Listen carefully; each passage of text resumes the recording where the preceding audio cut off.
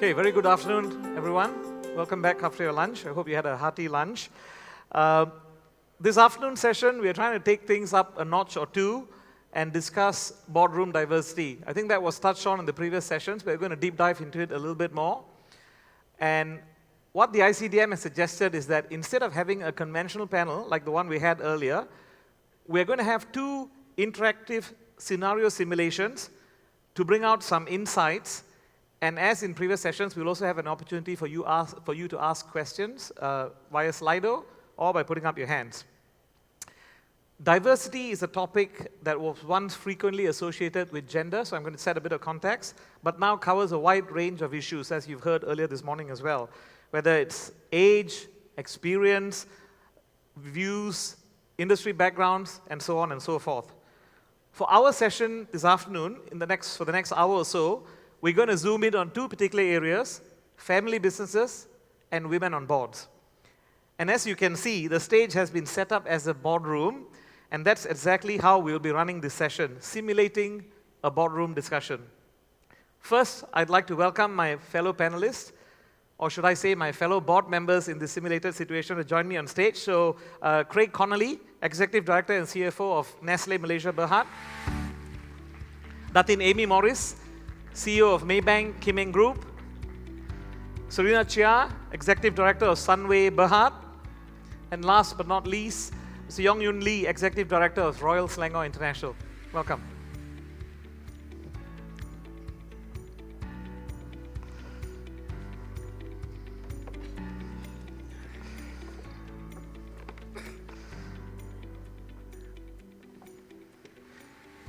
So, ladies and gentlemen, just again for clarity, the only person who doesn't sit on a board and who's expected to chair this is myself. So, let's see how it goes. So, I'm going to just explain briefly the scenario, and then we will get into simulation mode. We will do our sessions, and then as we finish at the end of the day, at the end of the session, we will take questions from the audience. So welcome to my fellow board members. So, the first scenario is going to be about family businesses, and couple of points that I'd like to make to set the scene again. Family businesses could well be the engine of growth in Malaysia.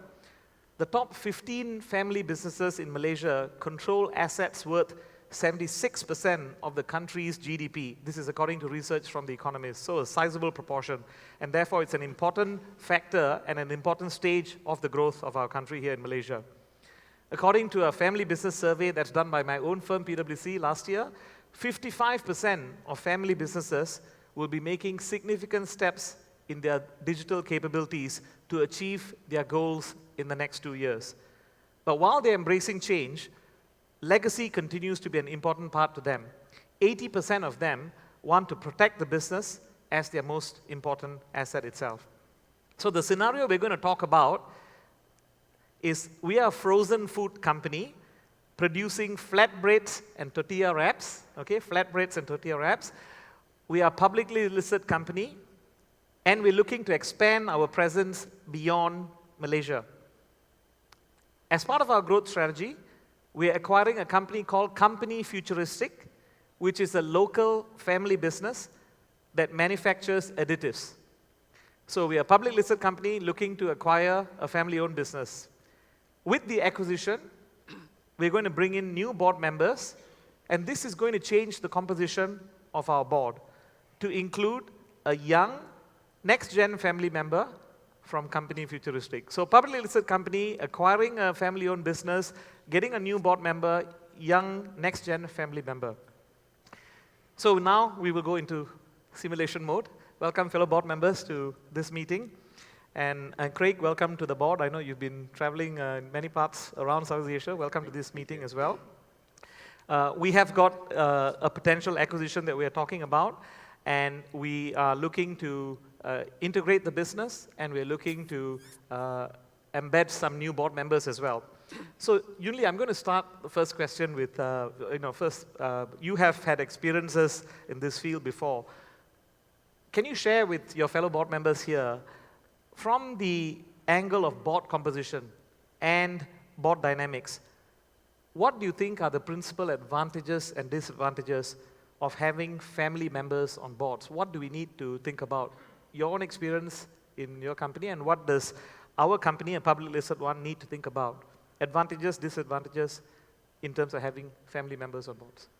Okay, so since this is make-believe, right, Datuk Sri Sri, chairman of the board, we'll start with the disadvantages. I think, I mean, in my experience of sitting in several family business boards,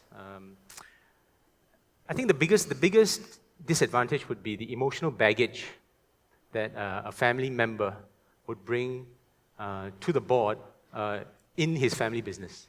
There's always that emotional baggage that then influences the decision-making process, whether or not it is strategic or whether or not it's operational. So as you can see, some of the family members who sit on boards can get rather operational, or even at the board level. And this obviously has got some risk in the transparency on some of the decision-making processes, or even in maybe just irrational decision-making. So that's the first one, which I see as quite a big disadvantage. Second one, which is almost we can always mitigate, would be a sense of entitlement. A lot of family members think that they are entitled to sit on the board of directors, or they are entitled to become a senior manager. And some families who are a little bit more forward-looking will draft out things like family constitutions or family charters that actually govern the way that the family interacts or engages with the business, both operationally and strategically. And the third one could be an advantage or a disadvantage. There's inherent, well, a lot of people say whether it's a true thing or not, that family businesses are very, very careful and slow in growth. So some shareholders like that, some don't. But like I said, it could be a good thing or a bad thing. Now, talking about the advantages, which I think are probably more relevant in our takeover situation here. Yes. The core values of the family actually influences a lot in the core values of the business. So in a way, it sort of cancels out the transparency or lack of, because if you know the family well, like how we do know this family well, I think we probably more or less get the idea of how this business operates. And the long-term resilience and strategies that are put in place normally would be quite a good safe bet for us. The second thing would be sustainability. And in many ways, sustainability. I believe that family businesses really invented that triple bottom line. I mean, family business, if you look at family business, they've always not only just look after the family, but also the welfare of the staff, the community that they live in, the society they live in, and also, strangely or not, the impact on environment as well. So I think that's a good thing, especially when we move towards this being a more environmentally conscious company. I think we can learn a little bit, one or two things from this new acquisition. And finally is what Stefan Garelli said earlier. I think family businesses are excellent in implementation. I think it's because of that slow pace. They really think about how they execute, and really the reputation of the company is also very linked to the reputation of the family. So they don't really want to screw up. I think that's the long and short of it. So that's how I look at things. Okay, thank you. There's some very good insights, I think, that Yunli has shared with us as we look at this acquisition. Obviously, there are some issues that we need to be mindful of. This thing about entitlement and so on, and this thing about generally being conservative. But on the other hand, the core values and what's preserved is another plus point for us as a business as well. So we'll come on to some of these other things again, maybe debate it a little bit more. But Craig, can I ask you, you've, in your experiences elsewhere, you've managed cultural, you look at cultural change in any organization, it's especially critical when you integrate a family business. Yeah. You've had experiences helming businesses in different parts of Southeast Asia, and the cultural element is an important part, right? So whilst not exactly in a family business context, what can you share with us in terms of your views of how the board should set its tone in making sure that we integrate the cultures effectively from our public listed background to this family business that obviously is successful, which is why we're buying it, to make sure we can integrate that culturally? Thanks for the question. I think, and I'm giving a perspective very much from a more corporate point of view. Obviously, when we're looking at acquisitions, etc., we're buying a level of value.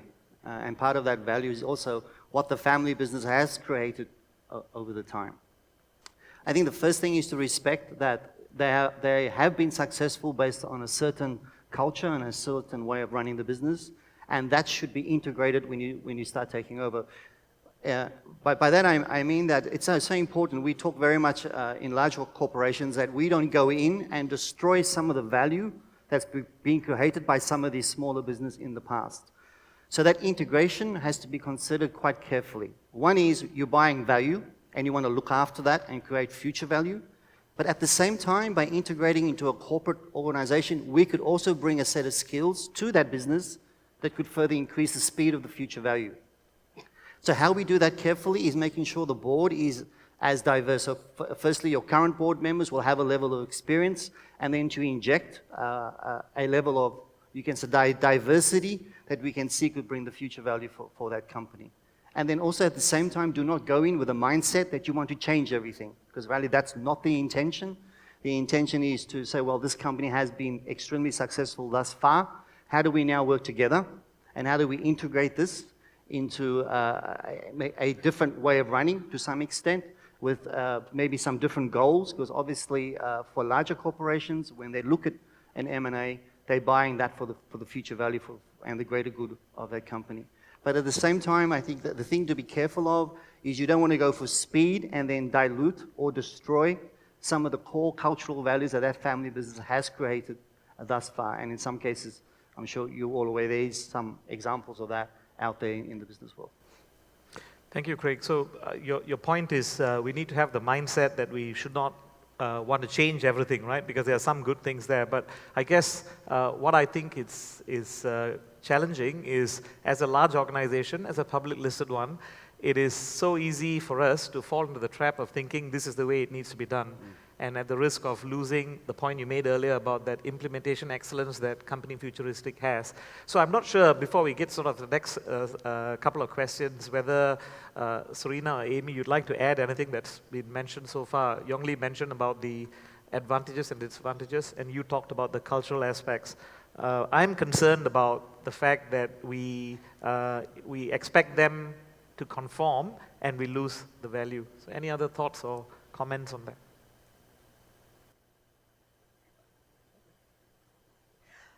I think if we've made the decision to acquire a family-run company, obviously we are buying into them because we see a value.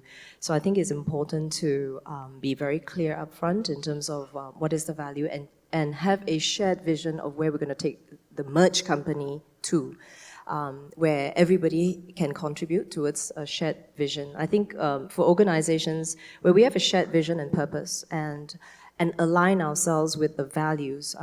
If we're acquiring another company, the value system and the corporate culture, yes, will be granted to be different.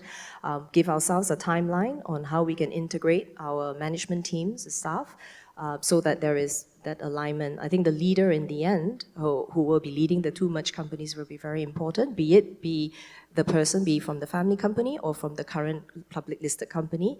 It's important that we go on meritocracy in the sort of to make sure that ultimately the shareholders are all taken care of, not forgetting we are public listed.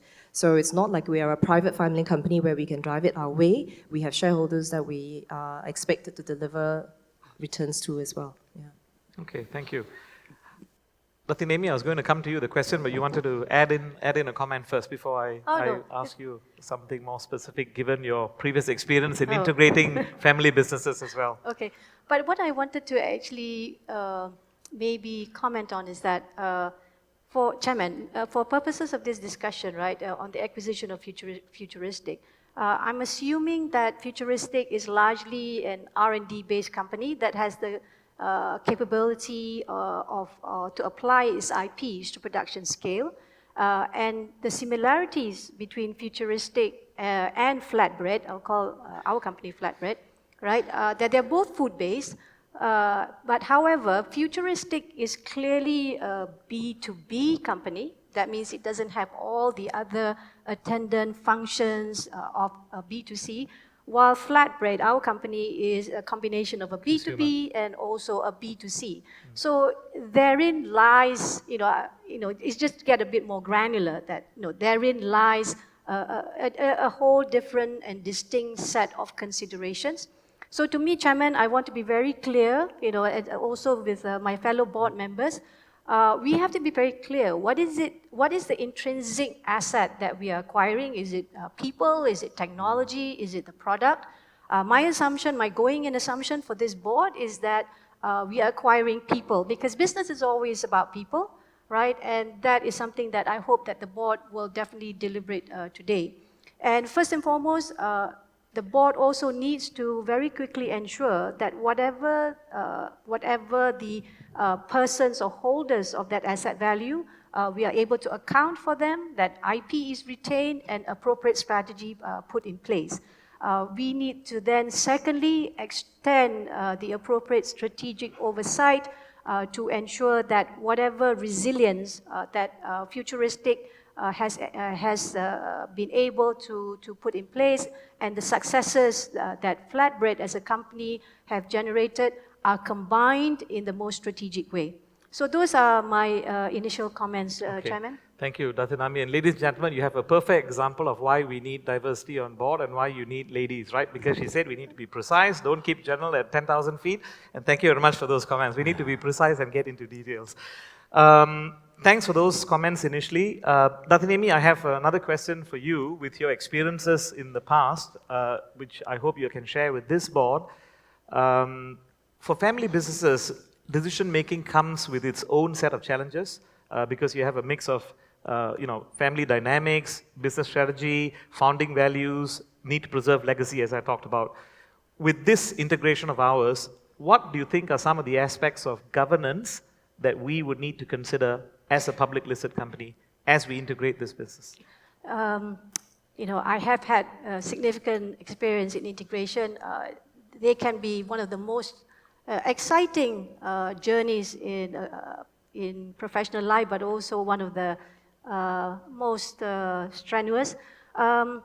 So to me, the way I see it is that, in taking my experience from how we did our integration between Maybank and Kim Eng, and brought together Maybank Kim Eng, there are two specific areas, I think, for family-run businesses where there is a clear advantage for a large corporate organization to bring to the table.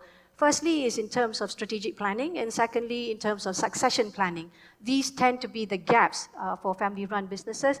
So to me, Chairman, I would like to make sure that we look at both those aspects of strategic planning and succession planning within 4 areas. Firstly is the shareholding structure. I think there's been a lot of research and surveys that show that family-run businesses that continue to hold between 15 to 49% of the enlarged corporation, does produce the very positive and dynamic tensions. And so the board naturally needs to ensure that the key members of the family continue to have skin in the game. Secondly is in terms of what other board members have also mentioned about company or corporate culture, which is normally referred to as the family gravity. The family's vision, mission, values, purpose. Those must all be, we need to understand, because these have been the result, they have produced the resilience, so we need to understand. And secondly is the culture of control. Corporate culture and culture of control are fairly distinct in my view, and we need to understand how it has been affected. Thirdly is the issue of compensation. The board needs to take cognizance that the compensation of family members, for example, may not be consistent with the internal equity of the larger organization. And lastly is the big issue of sustainability, which the other board members have spoken about as well. But I just want to mention here that it would be great for us, Chairman, if we could then frame the whole broader conversation of sustainability, of food safety, quality, health and wellness, within the framework of an ESG-focused organization, and they will cover the S and the G. Thank you very much. Looks like the chairman has a lot of work to do after this. So, Sridharan, I'm going to come off script again and ask a question of you. Dr. Amy talked about these 4 things, right? Shareholding structure, and the vision, and sustainability, and the compensation, and so on. And you have a background of family business, public listed parts of it. How do you balance these governance aspects, right? Striking the right balance between being a public listed company and meeting external stakeholder expectations, and then meeting the family's needs as well. That's a good question. I think as a company, having a very clear structure is very important. That helps. Where personally, in my experience as well, I work through the, different divisions and also work through management as well as corporate experience. So I have both experiences on the corporate side as well as today, operational issues. I think it puts me in a better position to understand what management goes through and what directors are facing as well, because I sit on the board and I'm also in management. It is very important to have a clear structure, and the chairman is very clear, with what are we trying to achieve, and everything is, and in some ways it is very good that our company is actually quite structured. We have a lot of standard operating procedures and all, and very serious about governance, because I think we are on the growth path. But where the family component adds value is sometimes decisions which are more strategic has a longer term result. Yeah, so these are some strategic decisions that sometimes a family can add value to. Of course, the chairman plays a very important role in making those decisions, and it's also important that everyone has a say around the board of the table. So if we're going to acquire a family company, I think all this has to be set up front very clearly. Then it would avoid misunderstandings and all that, And for example, if we're going to acquire this family company, there is a younger generation family member coming in. He or she may have a different expectation from the merger. So it is very clearly important to really align the value system. And like what Dr. Amy have said, that the structures and all, it really helps because it's very clear upfront, it's very transparent. So I think in that sense, the balance between profitability and sustainability is also a very tough issue.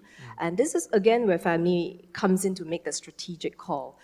It's not to say that we have to choose one or the other. There is a need to grow, but there is a need to take care of society. So I think this is, again, then comes back to the need to have a diverse board.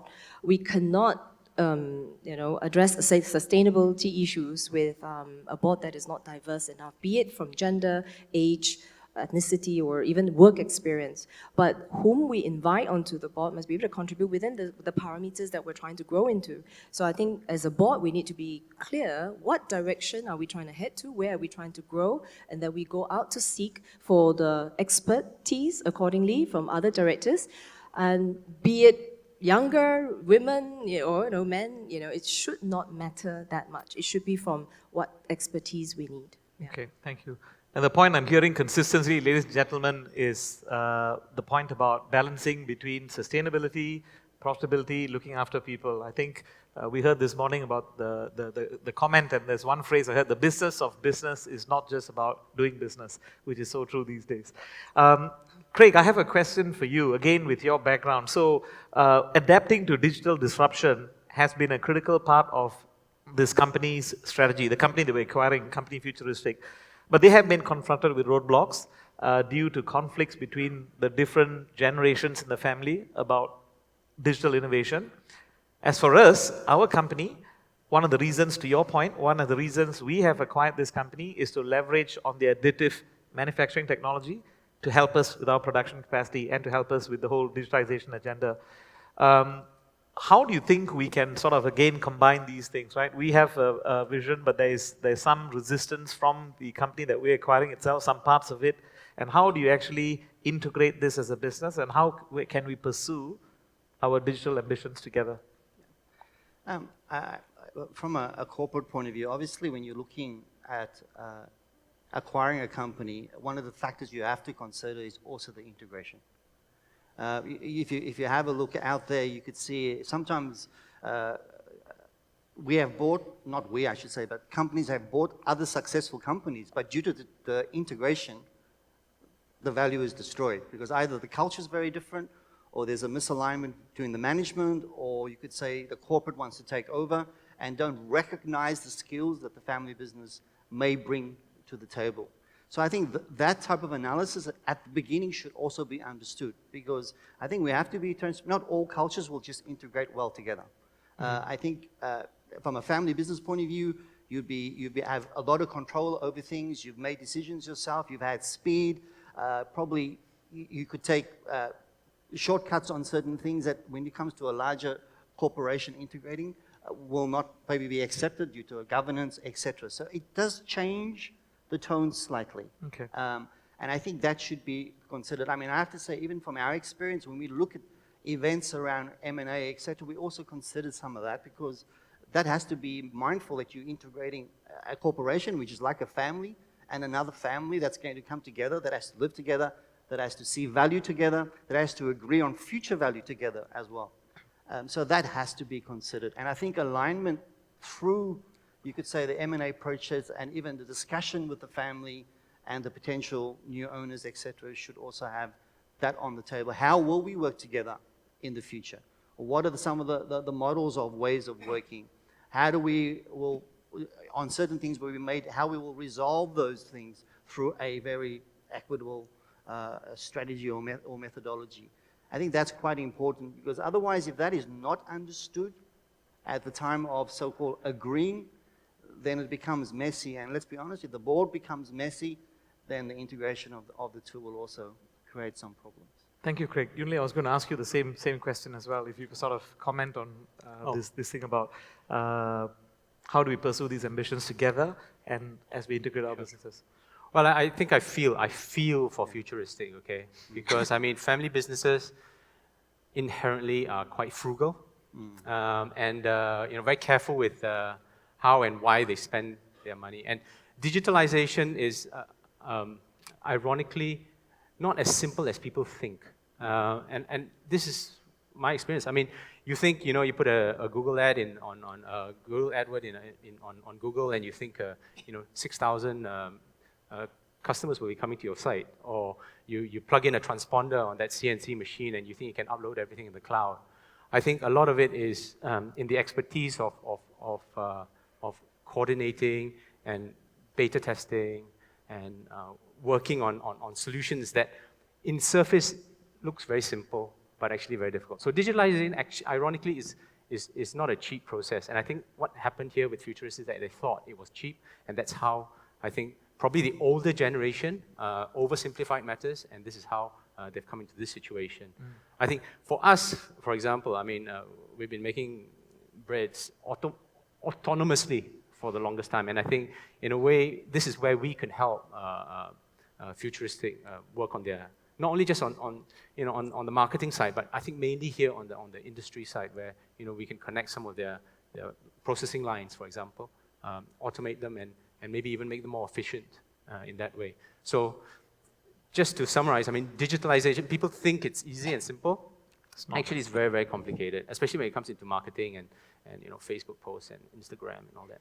Trust me, not easy. Okay, not easy, not cheap. So that's the two things we need to remember, right? So let's just, are you all with me still? Okay, so after a hearty lunch, so we'll just crack on. Remember to get your questions ready. We will have time for questions later. But Srina, I'd like to ask you the next question. Right? One of the things we have to consider is we have this youngster who is going to join us as a board member who comes from the family. How will the presence of this younger board member disrupt this camaraderie that we have around the board? And how is this person going to give us different perspective? I struggle with that. I think it's an advantage actually to have somebody different, whether it be now, he is younger, he or she is younger. What we should do is actually put ourselves in, first of all, well, let's say he or she first. When they come, actually they would be a little bit anxious in terms of how they can contribute. So I think it's good to have, what do we expect and how do we want to leverage on someone younger than us? What can he bring to the table, he or she, right? So he could obviously be more connected to our next generation of consumers. He could relate better to our next generation of workforce and all that. So he could be our mouthpiece to disrupt us. He can play the internal disruptor role within the board, and yet, have us all have a very productive discussion together. I think we should leverage that of a younger generation director. At the same time, typically, he obviously where we want to get him, he does not come new. He is in a business that's synergistic to ours.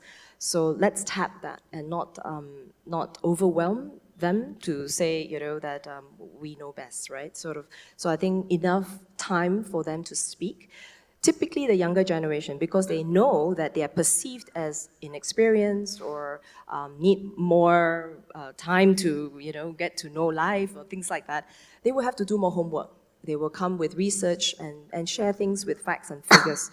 A way of, the way they present and to be able to persuade the board on why we should do certain things would be important. So I think we should give this person the space to be able to say his piece and all, but be very clear with what the company needs to achieve together. Yeah, I think that would help a lot. Yeah. Okay, so accept this person as a disruptor, give him or her a bit of space, but within the confines of what we'd like to do, right? So sounds like what my father used to say to me before.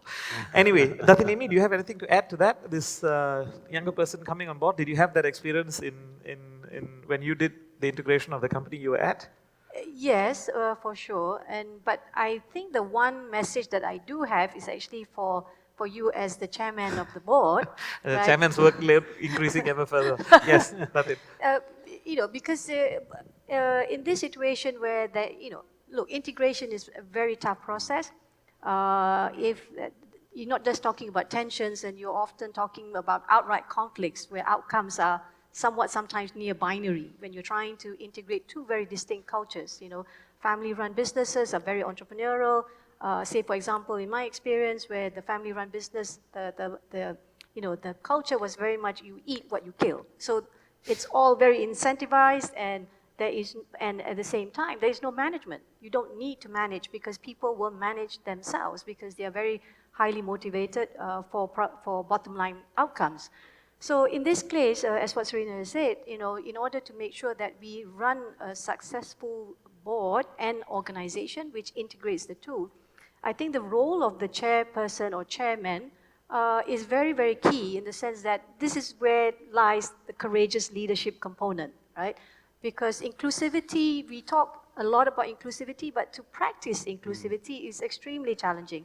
And to me, I've become very enamored with the concept of the collective brain, right? Where boards need to be far more aspirational about why they sit in this, why they have the seats that they have, and really look out to ourselves as a 21st century board to set the stage for the 22nd century, in fact.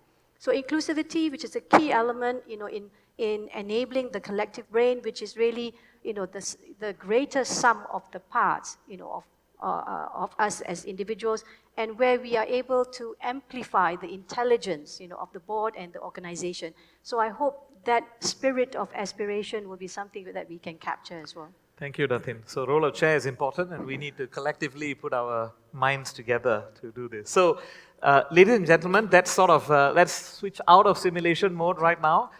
We've sort of covered the first part about the acquisition of this company, family business. We've heard some perspectives from my fellow board members here about the pros, the cons, what are the things to watch out for, and how to actually make this work in real life. The second scenario that we're going to get to is called Heels in the Boardroom, and as the title suggests, it's to do with gender diversity.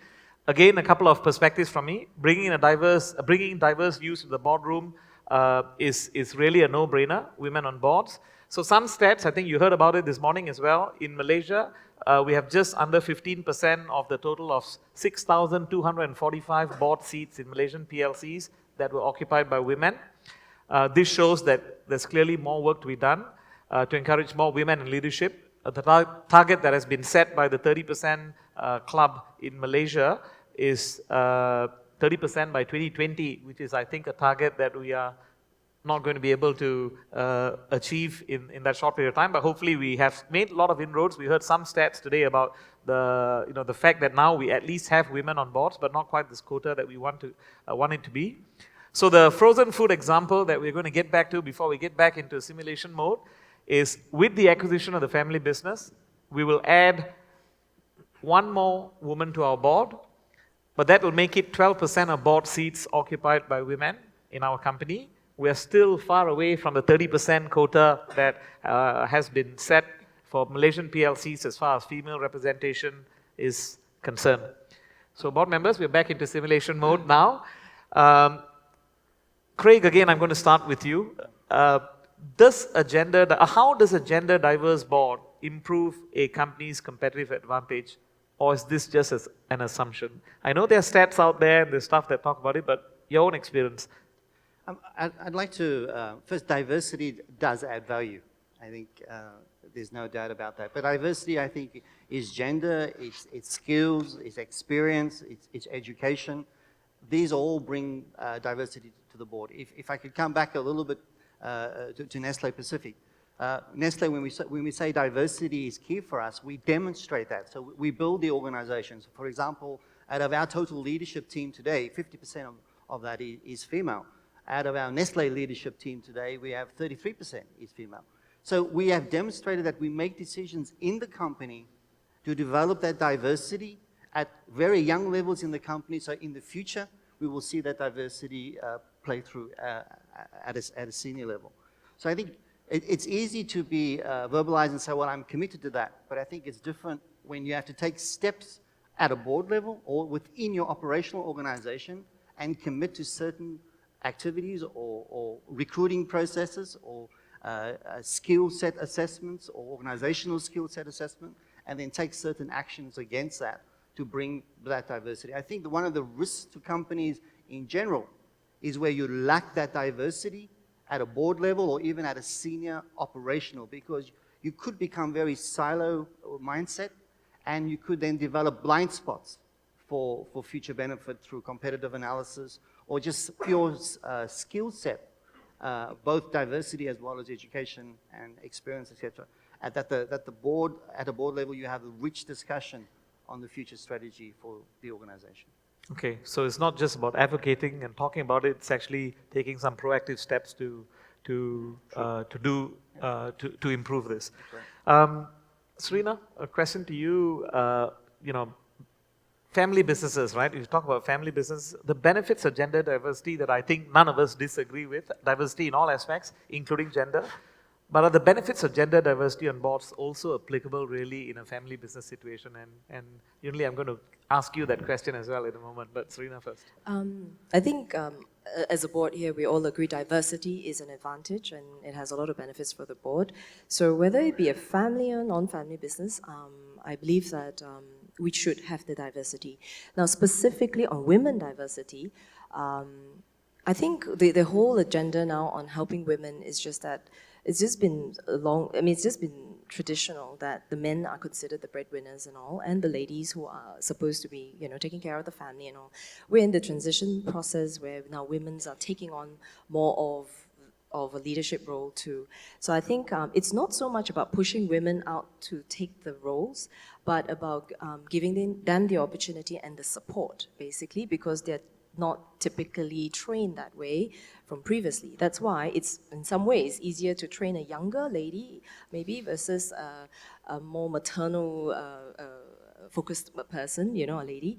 So, but because they are more maternal, I think having ladies on board tends to bring a bit of the softer touch to all our decisions, taking into consideration whether it be employees or customers' point of view, their sentiments and all.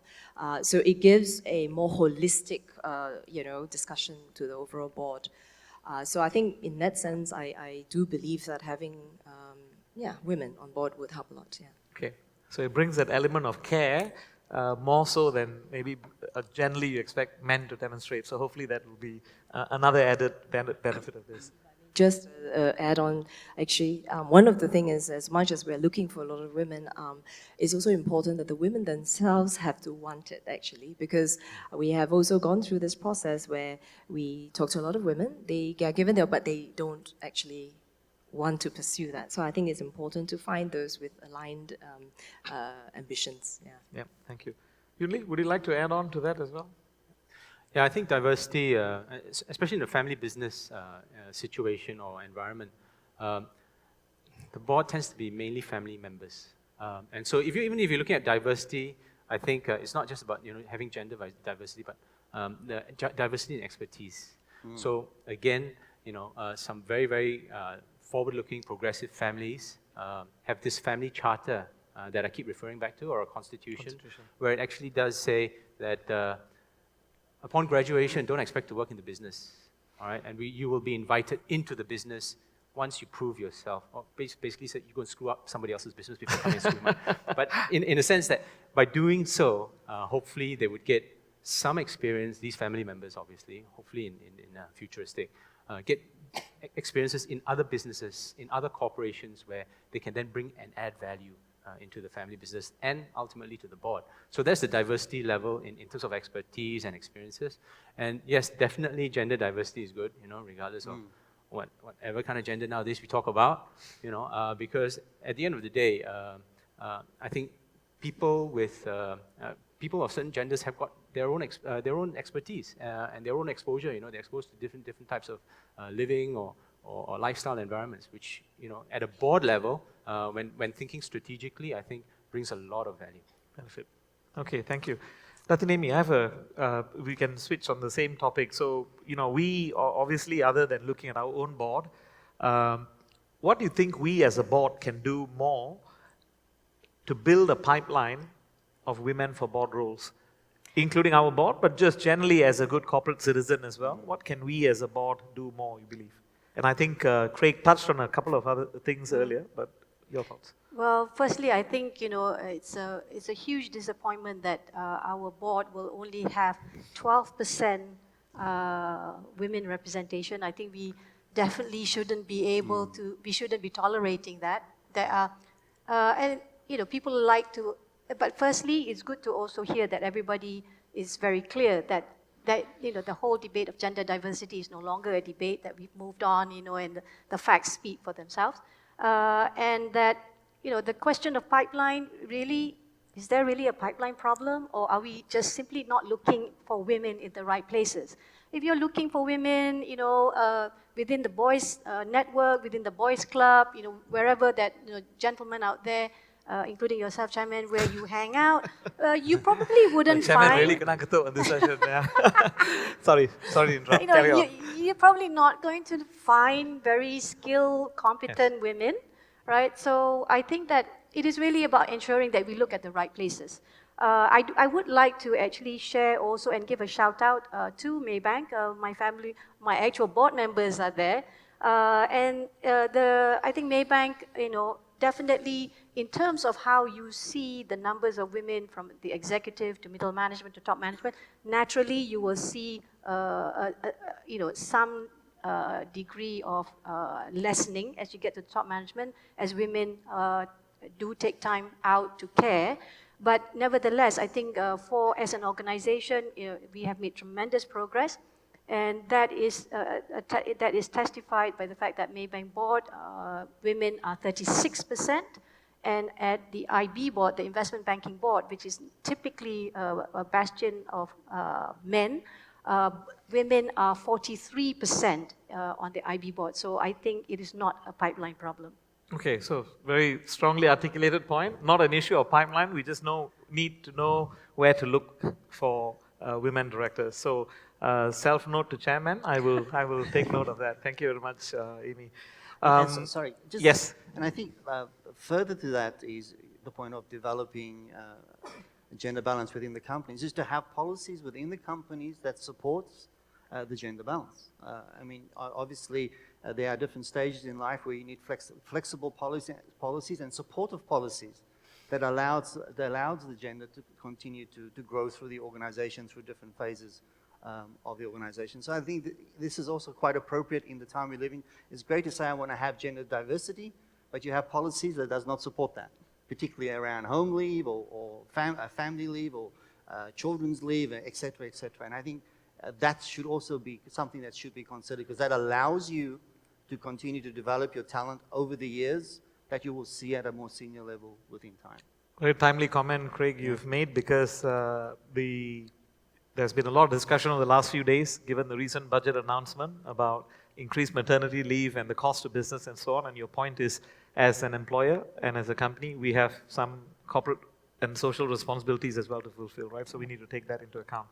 Can I move on to a subject, fellow board members, of this whole issue of quotas, right? So there was a discussion earlier today, and I think in the panel, in the opening session, that Stefan mentioned that you have on paper merit sounds good, but there are glass ceilings, and that's why you need to have quotas and so on.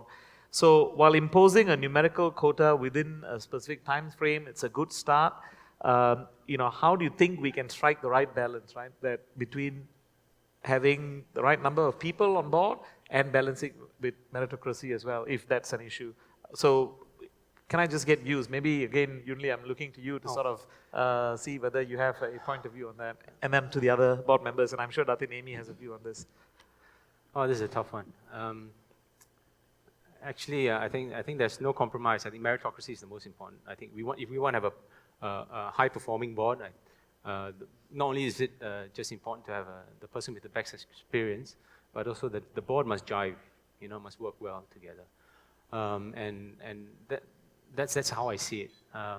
Whether it's a man, woman, or whoever it may be, for the board member, I think the most important thing is that what this person brings to the table in terms of expertise, experience, and value. I've got 2 daughters. One's university, and unfortunately, she's doing mechanical engineering. And just imagine that's a male-dominated faculty. And secondly, she wants to be in Formula 1, which is like 99% male. But she got a position, she got an internship actually last summer, which was very good. And only because, believe it or not, she's a clever kid, right? She got into university with the grades that the university wanted. So she cleared everything. She even got a scholarship because she was a woman who wanted to be going to mechanical engineering. That's wonderful. And she got into Formula 1 because she's a young woman engineer. So that's a good, I like to say that my daughter is intelligent, I don't know. But that's a good mix where quota and meritocracy works as one. But if we are placing people in positions on the sheer fact of quota, regardless of whether on this board or whatever, I think it will be rather unfair, not only just to that person, but also to the board, to the organization. So that's my pretty strong views on that. Okay, yeah. Thank you, Yunli. Any other perspectives or comments on that same question, merit versus quota? Datin Amy, I'm looking at you. Would you like to say anything on that? Well, quotas are a good start, but in order to make sure that we get to a meaningful representation of women on boards, right? Firstly, we need to get our basics right. If we really want that representation, then we really need to act out the intention, right? And make sure that organizations really look at women from bottom up and put women in actual positions where they can make decisions, have real authority and real portfolios. Secondly, it's about the notion of sponsorship, right? So if you really want that pipeline, the executive pipeline to move up into boards, then the idea of sponsorship, directors taking sponsorship for women to be able to vouch for them, that is something that can help mitigate sometimes where women, perhaps don't have, access to boardrooms or, in terms of building their social capital, that is something that women perhaps, have some disadvantages. Thirdly, you need to build critical mass. The magic number 3 is what people say that, you need to have 3, say, women to be able to really create that impact in terms of how women bring their leadership, their communication styles, their intensity, their attention to detail, for example, to really create the effectiveness of the board. And so having 3 women on the board would be something that, perhaps we could generally look at. And lastly, simple routines, to encourage women out there to shout out for other women, for all of us to make sure that, workplaces are safe, for all of us to make sure that we call out on bad behaviors and not just, turn a blind eye. And lastly, for all women out there, sisterhood sometimes at this point, at various times, is not so fashionable, but it really should be. Okay, thank you very much. So on that note, clock in front of me says 20 minutes, just over 20 minutes to go. Time to open up to the floor. Thank you, fellow board members, for all your insights and for sharing your views. I have got 2 pages of to-do, primarily from my fellow board member on the right here. But let's open up to questions from the floor now. We have got a number of them on Slido, and you will have to excuse me because the table is actually blocking the view of the screen. So let me just stand up and see what this is. I can't see the number of likes on the first one, but presumably that's the highest. So what if the chairman is the major shareholder? How would the independent non-executive directors maintain independence? Anyone would like to take that? Serena, would you like to? Oh. I do. Yes. What if the chairman is the major shareholder? Okay, I think from what we see is obviously when there are diverse views and perhaps if independent non-executive directors have a different view, I think sometimes knowing who else can get to the chairman can help. Speaking to people who work closely with the chairman on the management side. Typically, as a shareholder chairman, they would not disagree with any initiatives which are good for the group, but perhaps at that point in time the priorities may be different. So I think if it's a proposal that is good for the group on the longer term or overall, it should not be too difficult, or that perhaps understanding who are in the circle of influence where we can then perhaps speak to another board of director or another director who may be in the executive position outside of the boardroom to understand perhaps where the chairman may have concerns, and then we can actually explore that as well. So I think I have no answer to that, but I think that could be one way, to get the message across. Thank you very much. I think we have a question from over there. Can we get a mic across? Oh, okay. Colin. Hello. Yes. It's Kovac from IOD in Thailand. Just want to share something about a woman as a board member. We had this belief that women add the softer touch to the boardroom. But then recently we did a survey on culture and each type of the board. And we found the opposite. Women are more manly than men in the boardroom. They are more confrontational. And actually, it's not surprising because for women to climb up the ladder to that level, they have to be more confrontational.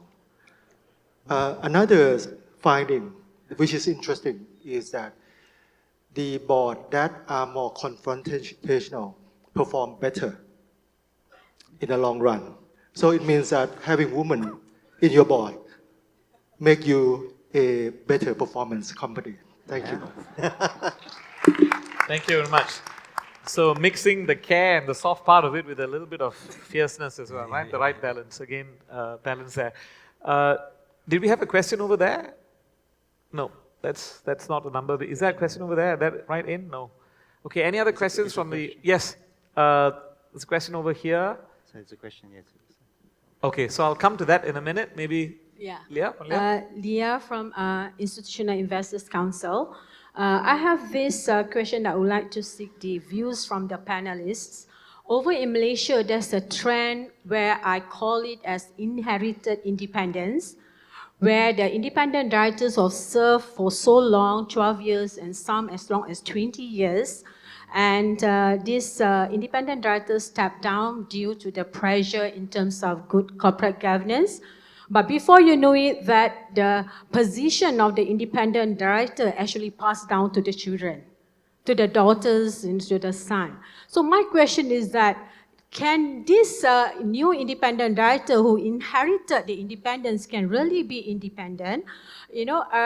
Because some say, yeah, I know you're going to say that as long as gone through the robust nomination process, I take that, but can this robust nomination process take place? Because do not forget that the members of the nomination committees are also the friends of the father who have been long with the father on the board.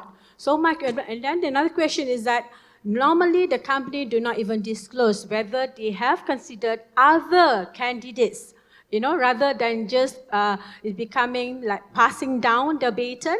So I would like to seek the views from the panelists on this, because I'm very concerned about this, because to me it's not a good corporate governance practice. Thank you. Okay, so independent, long-serving, family member takes on that role. Would anyone like to comment on this? Serena, thank you. I'll try. Thank you for the question. I'm not sure about the daughter becoming independent, but that one, first time I'm hearing. But your second question in terms of maybe having long-serving of friends, I think it's important perhaps that if a person is appointed as an independent director, we'll have to first give the respect that the person has a certain standing and value to bring to the board. Just because, I mean, they're friends, doesn't mean, but what we could do maybe moving forward is actually ask them really whether they can be, speaking up openly at the board meetings. Sometimes, there's a perception that perhaps we, get people we're familiar with. But sometimes it's because sometimes, a culture and the core values is just for the people who knows us better, may be able to understand better, to be able to contribute productively, but by no means is meant to be, hampering their independence. Of course, it's easier said than done. So there is, this perception that we all have to manage. But I think, it is always good that now, with governance and all, I mean, we can always ask the independent directors, are you able to say what you need to say? And how else can you say it if it's not at the board? Sometimes, if there are certain sensitive issues, we can bring it up first, at a smaller discussion, because ultimately, if the discussion is for the good of the company, that should be the overriding factor. Yeah, so that's my personal point of view, and hopefully that helps. Okay, thank you, Srina. That's the question over there. Sridharan. Hi, Sridharan, retired PwC partner. It's interesting that I came across a very recent PwC corporate governance survey in the US, and the findings were such. 63% of board directors now say that the investors devote too much attention to board gender diversity. But they agree that it improves board thinking and all that. So they're saying, we've heard you, we've taken a lot of measures, and we're focused on it. Now go away and focus on something else. So what would you say to the rest? Okay, so question, thank you, Sridharan. Question is, are we paying too much attention to this topic of diversity and the values of it at the expense of some other things? And I guess before I open up to my the panelists here, there's also a question here about, we talk about diversity, but what about it's beyond gender, but why do we keep harping on the same issue in our other matters like diversity of thoughts and skills and all not so important? So two questions. One is, we're spending too much of time discussing the whole topic of diversity in corporate boardrooms and in agendas and discussions like this. And two, the specific diversity question that's posed there as well. Who would like to pick this up? We'll give Serena a break now before she answers. Craig, yes. I think, yes, maybe it's a very key topic in today's world, but the question is, although it's key, our mindsets and are we changing? Because I think many people, talk is cheap, as they say, but some of the questions you have today, are boards recognizing whether family boards or corporate boards that diversity is key? Because even if I look at the industry we work in, your consumers are getting more diverse by the day. So the leadership must also become diverse. Otherwise, it could create risk to your future of your business. So yes, one is it a topic, but my question is, are we seeing enough change that's bringing through that in the boardroom today? Well, I think you can answer that based on your own experience. But I think, is it something, can we question whether it's valuable or not? It is valuable, because the better diversity you get into that room, the more robust discussions you have, the richness the more value and richness you bring to the leadership of the organization you're responsible for. Thank you, Craig. Was there anything you add this side? Okay, so maybe the point I would add is the question of, so if diversity is beyond gender, why do we keep talking about gender diversity? Because I think, to Craig's point, I don't think we've cracked it yet, right? There's still a lot of work to be done, and hence we still need to talk about it, discuss it, and try to address the issue. There was a question there about, the second question there, one of the barriers to women representation at board level is also breaking into the boys' club and overcoming unconscious bias. Natinemi, you touched on this a little earlier in our board situation. Can you just address this question and expand on this, please? Before I go there, I just want to be able to say on the PwC the US survey, right? To me, the whole question of gender diversity is not because it's women or whatever. It's a business case. Women are 50% of the population, and women actually drive 70 to 80% of economic/business decisions, either directly or indirectly. So to me, it's a very simple business situation. And given that women actually contribute to so much of decision making for households because they care for the elderly, they care for the children, and they care for the people within their households, right? So you would want to ensure that you understand, are able to capture, right, the key segment of your own market. So that's one. And in terms of, how do we actually are able to bring in, or how can boards actually tackle this? I think the one key thing that we do need to note is that there are very pervasive biases that continue to exist within organizations. I think if we do not acknowledge that, then it's a non-starter, right? Because biases sometimes, are things that we don't even talk about. People are not even conscious of them. So to me, the one key thing is that, because women and their specific roles to their own families and homes don't really spend a lot of time building their social capital, as I've mentioned before, or what people sometimes call the relationship currency. Women, are always busy, with sometimes attending to details, don't do the strategic networking, so therefore are not visible. They're not in places where it's easy for them to be spotted by other board members and then, be brought on board, so to speak. So this is where I think there must be a lot of encouragement within organizations to ensure that, women understand themselves, because it's true, women cannot expect gender diversity to happen because it's going to be some kind of miraculous enlightenment on the part of men. But women must put themselves out there and say, I'm here, and really, allocate time, do make the investments, the necessary investments into doing strategic networking as well. So it's a two-way thing.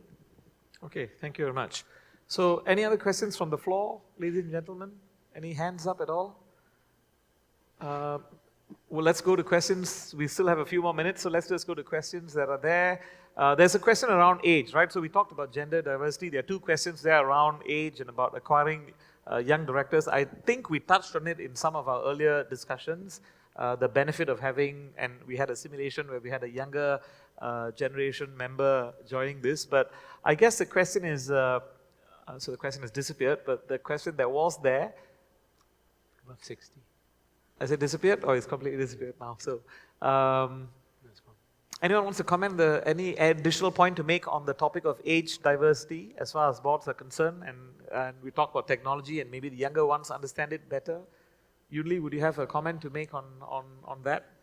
On the whole point about age again, Emperor Palpatine. Yes. He's actually a senator, not an emperor, but then again, that's my Star Wars talk. No, but the issue about age is quite important because we want diversity as much as possible. We want gender diversity, age diversity, and diversity of experiences. I don't know how we're going to get over this, because if we continue to have what Amy says, that bias and that whole that clique mentality, it does not only just affect gender, but it also affects age. And for younger people to come on, I'm assuming that the table stakes are there. They're well trained. They've got the best experiences. Trained by ICDM, of course.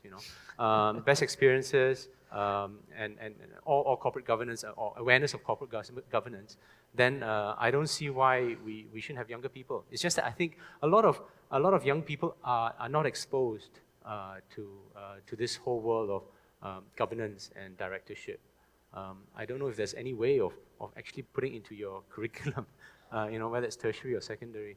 But the way of what the speakers today talking about, how to read a balance sheet or P&L, to work out strategies and values.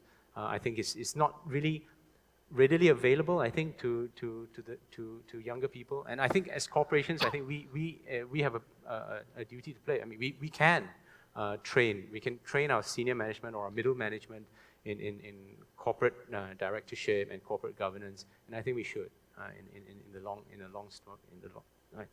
to cut the long story short. Okay, thank you very much. So let's just take one or two more final questions. We talked about age. Could not agree on the appointment of this young member and how the board. I think we talked about the age matter. Let's just look at how would you mitigate. So this is an interesting question. How would you mitigate the phenomena, business risk, that family managed business last no longer than 3 Generations. generations, I presume. Okay, so that was Google's trying to be smart, typing something up. I presume it's generations. And I'm looking to this side of the room, maybe with Yunli and with Serena to see what comments you have, given you join a family business. In general, companies don't last more than 50 years. So that equates to maybe about 2.5 generations. So it's a little bit unfair to say that family businesses do not last more than 3 generations. Inherently, I think companies will either get bought out or they just don't survive after maybe 40 to 50 years. It's very, very unusual to see companies or organizations or brands last more than that. They either get, like I said, swallowed up by bigger corporations like Nestle, you know, Roundtree, Schweppes, whatever it may be, all swallowed by Nestle. But for companies that, or family businesses that last longer, they really have a focus, I think, and you can see it in, they're not very large. There's very, very few and far between large-ish family business that are still privately held by the family. But the smaller ones, the SMEs and all that, I mean, you go to Germany, there are a lot of studies done on German SMEs that are 3, 4, 5 generations yes. working in their craft and working in their focus of business that really withstand the test of time. Yeah. So absolutely right. So we do hear of many businesses in Europe that have lasted multi-generations and still continue, right? Of course, some of them get acquired or move on, but many others do. Serena?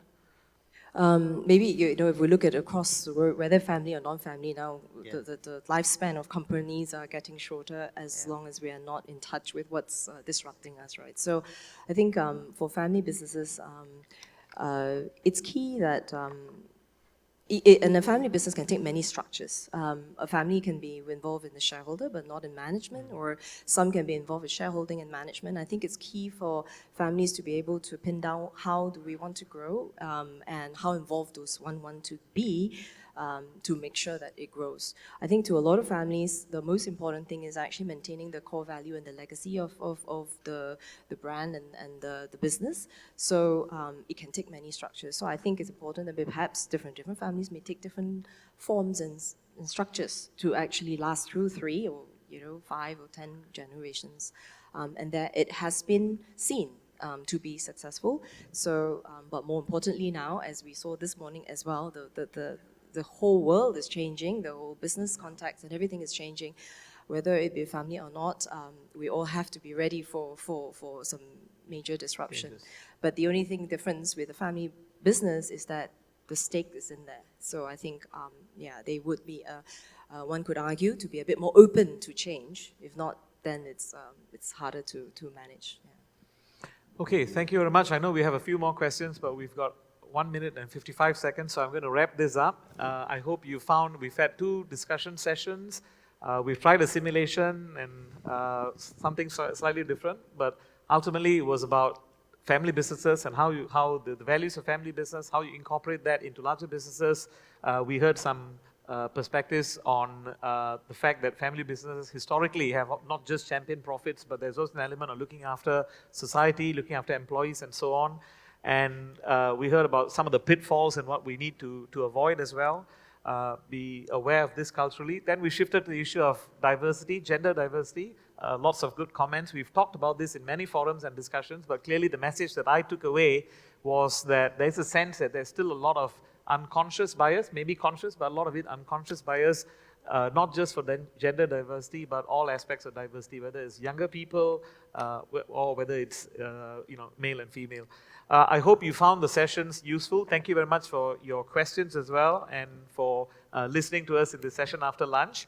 And can you please put your hands together to thank my fellow panelists and board members. And with that, I'd like to step down and resign as chairman for the day. Thank you. And thank you to the chair. Thank you.